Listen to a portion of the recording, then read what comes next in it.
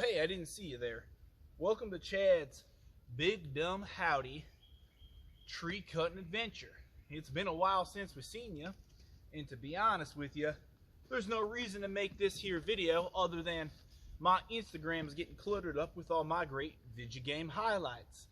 And I thought, well, I'd come out here and teach you the finer points of a wood cut. Now, right here we have ourselves the Blade Trinity titanium garlic laced vampire axe.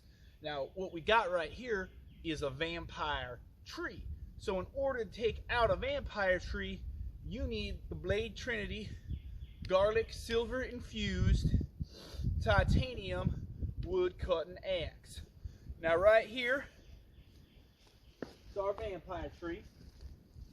And as you can see, it's about as blood-sucking as my bitch of an ex-girlfriend. So, what we're going to do here, we're going to take some mighty big old swings with our axe. Betsy do! Betsy do, axe!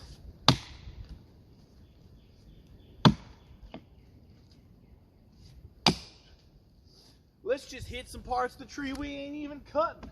Right over here. Oh, that was a good swing. Woo!